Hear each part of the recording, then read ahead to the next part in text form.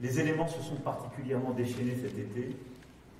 72 000 hectares incendiés, soit 6 fois plus que la moyenne des 10 dernières années. 6 fois plus. 50 départements concernés et des territoires qui, ces dernières décennies, ne connaissaient pas l'épreuve du feu avec une telle intensité. 50 départements donc concernés par un feu significatif, presque 1 sur 2. Très largement au-delà des zones traditionnelles de vigilance. 3,3 millions de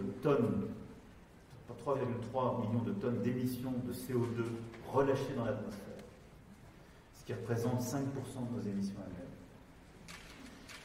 Et des effondrements de biodiversité dans tous les endroits qui ont été touchés par le feu, et je le dis devant, là aussi, beaucoup d'associations et ONG présentes aujourd'hui, que je remercie pour leur engagement, parce qu'elles se sont battues dans cette période pour nous aider à protéger au maximum cette biodiversité des animaux, qu'il s'agisse des animaux domestiques, des eaux qui ont été préservées grâce à la mobilisation, et au maximum de la faune et de la flore.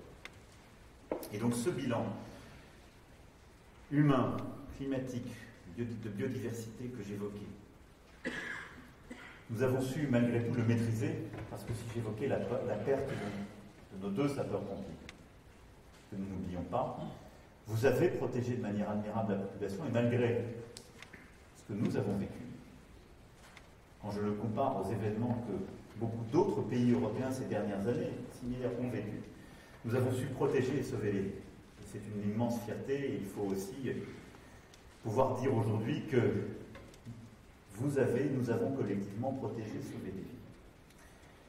Mais le bilan est là, le changement du risque est là, la transformation de ce que nous avons à vivre est là.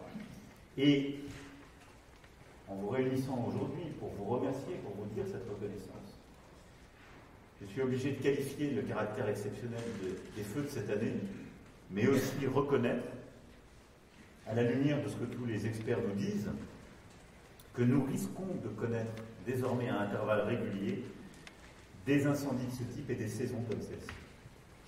C'est-à-dire des feux de plus en plus nombreux, dans un climat en pleine transformation, marqué par des températures plus chaudes et des saisons plus sèches, des feux plus intenses et donc plus indomptables parfois, avec une végétation plus aride. C'est exactement ce que nous avons vécu de manière très atypique en Gironde, où le niveau de sécheresse faisait que des pins éclataient et que des feux pouvaient repartir à plusieurs dizaines ou centaines de mètres, à contre-courant parfois du vent, et donc prenant à rebours nos stratégies habituelles de réponse. Les feux seront plus disséminés et aucun territoire ne sera à l'abri de ce risque. Et les feux seront à la fois, un peu comme nous l'avons vécu cette année, plus précoces et plus tardifs, en risquant aussi d'arriver simultanément et de mettre sous pression nos dispositifs, qui est un des meilleurs du monde, avec des techniques qui sont parmi les meilleurs du monde. Et je le dis avec beaucoup de fierté, parce que ce que nous avons su à travers les décennies consolidées de techniques dans la lutte contre le feu nous est envié partout dans le monde, et nos pompiers, notre sécurité civile, et je vous en remercie en plus du travail de l'année, vont expliquer aux Australiens, et parfois bien loin, ce que nous savons faire et que nous exportons.